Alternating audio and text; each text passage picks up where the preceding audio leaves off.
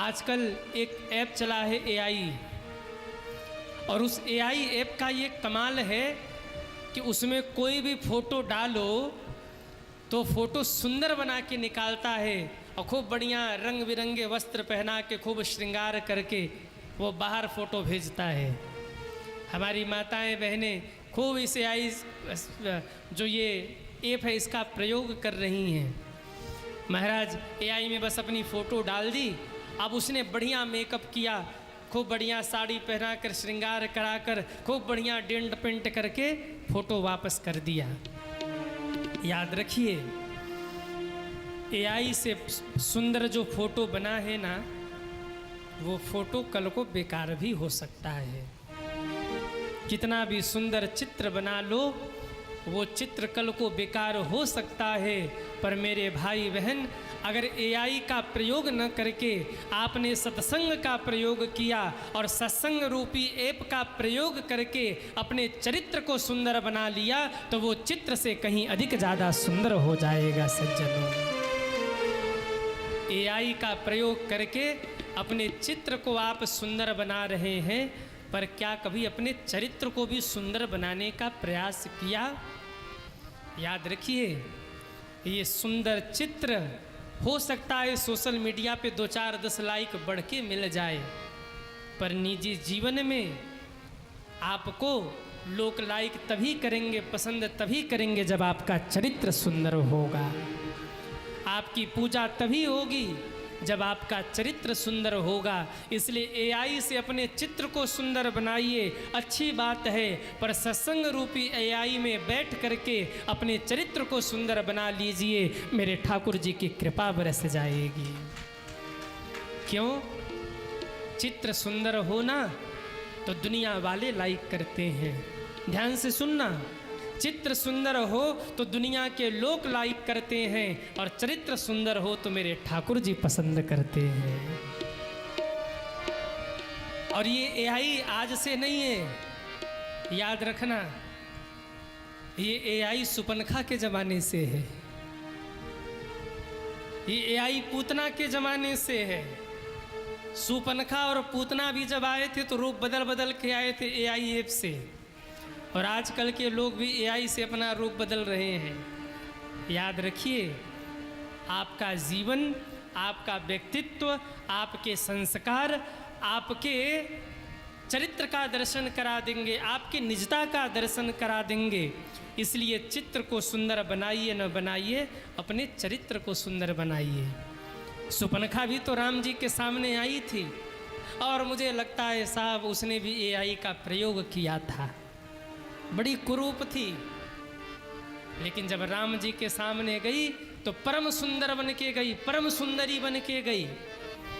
पूतना भी जब ठाकुर जी के सामने गई ना, तो राक्षसी थी, कंसेन प्रेता घोरा पूतना बाल घातिनी। पर जब ठाकुर जी के सामने गई तो एआई से सुंदर बन के गई। पर हुआ क्या? एक के नाक कान कटे और दूसरे का वध कर दिया भगवान ने। सुपनखा के नाक कान लक्ष्मण जी ने काटे और पूतना का वध हो गया। क्यों? ये भारत देश है, इस भारत में चित्र की पूजा नहीं होती, मेरे भारत में तो चरित्र की पूजा होती है। रावण भी तो सुंदर रहा होगा। रावण लंकाधिपति, सोने के बीच में रहने वाला, समुद्र के बीच में रहने वाला, तीनों लोकों में डंका बजाने वाला, तीनों लोकों को जीतने वाला, वो रावण भी तो सुंदर रहा होगा। राम से अधिक बलवान था, राम से अधिक बुद्धिमान था। राम के पास 1 सिर थे, रावण के पास 10 सिर थे। राम के पास 2 भुजाएं थी, रावण के पास 20 भुजाएं थीं। राम वन में रहते थे, रावण सोने के लंका के बीच में रहता था। जहाँ नाली भी हो तो वो भी सोने चांदी हीरे मोतियों से जटित थी, ऐसे लंका में रहता था। राम से अधिक बलवान भी था, परिवार में भी राम से बड़ा था। 1 लाख पूत 1.25 लाख नाती, इतना बड़ा परिवार था। सोने की लंका थी, और विद्वान तो ऐसा था कि जटाटवी गलत जोला जब गाता था तो शंकर जी भी नेत्र खोल के देखते थे, अच्छा मेरा चेला आया है। पर अभी दशहरा आ रहा है। दशहरा पे हम लोग क्या करेंगे? रावण का पुतला जला देंगे।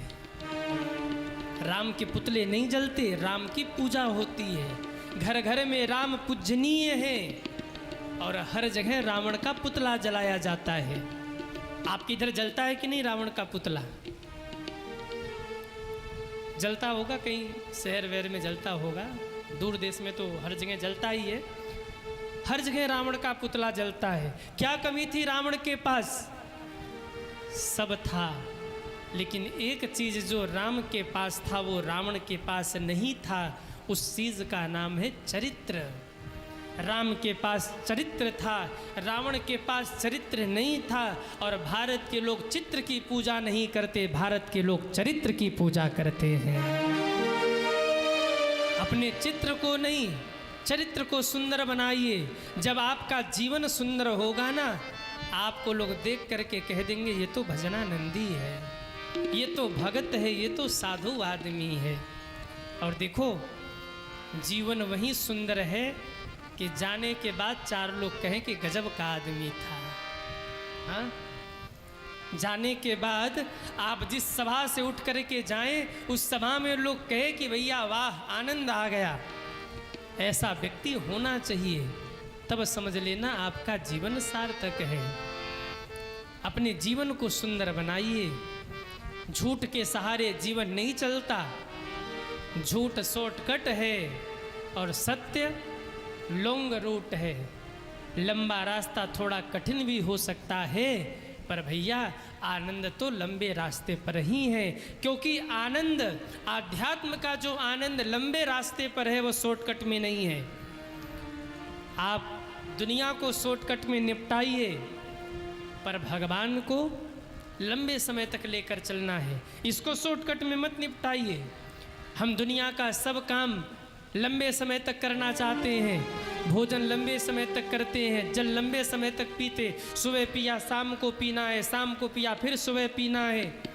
आज वस्त्र पहने कल फिर पहनना है।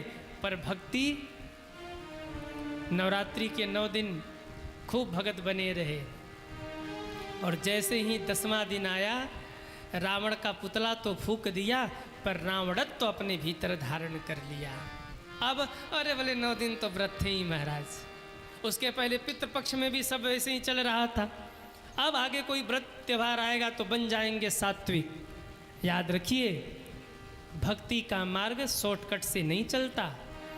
दुनिया को शॉर्टकट में निपटाइए और भगवान को सीरियस लीजिए। क्योंकि झूठ के सहारे नहीं, सत्य के सहारे जीवन चलता है। सती माँ ने झूठ बोला, कछु न परीक्षा लिन्हा गोसाई, किन्ह प्रणाम तुम्हारी, किन्ह प्रणाम तुम्हारी नारी। मैंने कोई परीक्षा नहीं ली। भगवान शंकर सोचने लगे यहाँ से तो प्रणाम किया नहीं, वहाँ जाके स्पेशल प्रणाम करके आई है। बाबा ने नेत्र बंद किया, पूरी राम कहानी सामने आ गई। अब आप सोचिए, जिससे आप प्रेम करते हो वो आपके सामने झूठ बोले और आपको सत्य पता हो, अच्छा लगेगा कि बुरा लगेगा? कहिए, अच्छा लगेगा कि बुरा लगेगा? शंकर जी चौंक गए। क्यों? सती माँ से बहुत प्रेम करते थे, लेकिन जब सती माँ ने झूठ बोला, बाबा मौन हो गए। सोचने लगे, अरे राम राम, सती कितना बड़ा झूठ बोल रही है। परीक्षा लेकर आई है और कहती है मैंने परीक्षा नहीं लिया। प्रणाम राम जी ने किया है और कहती है प्रणाम मैंने किया। शंकर जी सोचने लगे, आज सती ने बहुत बड़ा अपराध कर दिया। अरे परीक्षा लेने भी गई तो सीता का रूप बनाया। सीता मेरे लिए माँ के समान है, अब मैं क्या करूं? इसे स्वीकार लूं या त्याग दूं? अगर स्वीकार लेता हूं तो सती ने सीता का रूप बनाया था, और सीता मेरे लिए माँ के समान है। और अगर कह दूँ मैं तेरा त्याग कर रहा तो सती उसी समय शरीर त्याग देगी, मर जाएगी। बाबा चिंतित हो गए और 2 मिनट मन में विचार करने के बाद ये निर्णय लिया, जो अब करहूँ सती सन प्रीति, मिटई भगति पथ होहि अनीति। यदि अब मैंने सती से प्रेम किया ना तो भक्ति की महिमा मिट जाएगी, अनीति हो जाएगी। इसलिए मेरे महादेव ने मन ही मन संकल्प लिया।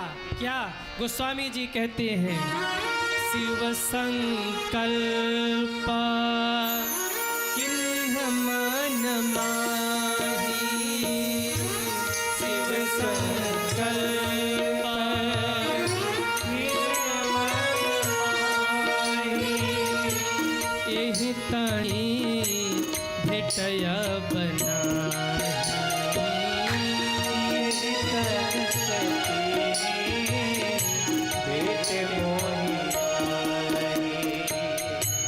जो अब करहूँ सती सन प्रीति, जो अब करहूँ, सब गाइए, मिटई भगति होहि अनीति।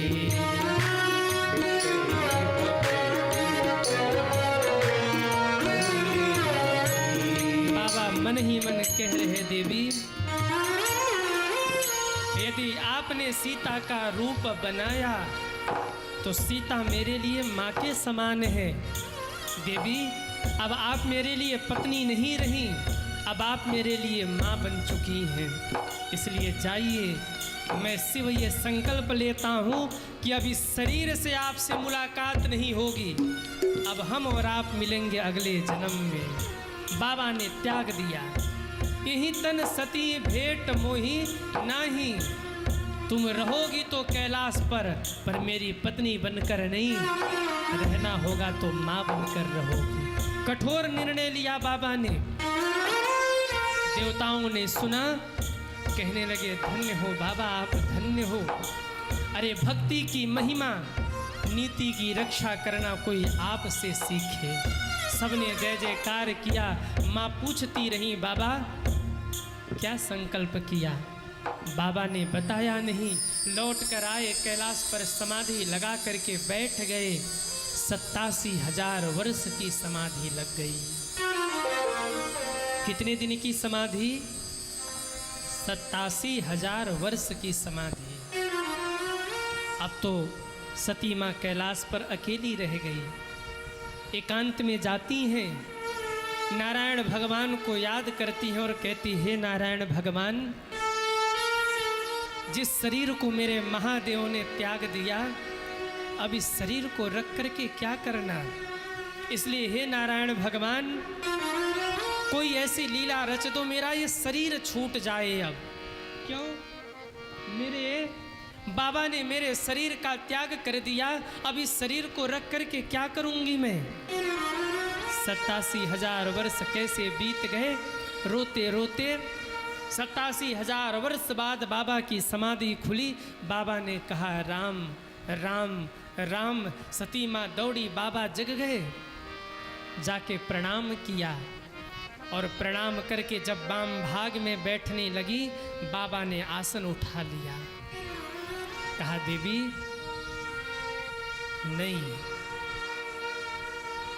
तुमने सीता का रूप बनाया, सीता मेरे लिए माँ के समान है और माँ का स्थान वाम भाग में नहीं होता। सामने बिछा दिया बाबा ने आसन और कहा, आप मेरे सामने बैठ जाइए।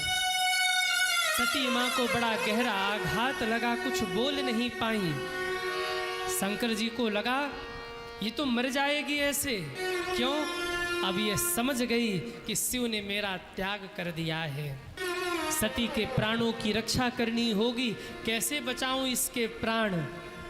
तो कहते हैं भोले बाबा ने भी वही दिमाग लगाया जो हनुमान जी ने अशोक वाटिका में लगाया था। वही सूत्र आज काम आया। जब सीता माँ दुखी थी तो वहाँ हनुमंत जैसे संत ने सीता माँ को राम कथा सुनाया, और जब सती माँ दुखी थी तो स्वयं महादेव भगवंत ने सती को राम कथा सुनाया। लेकिन अंतर इतना था कि जिसने कथा को सुना उसका जीवन बच गया, और जिसने कथा को नहीं सुना उसको मरना पड़ा। दो के बिना गुजारा नहीं है कलयुग में। क्या क्या? बोले पहले झूठ और दूसरे मोबाइल।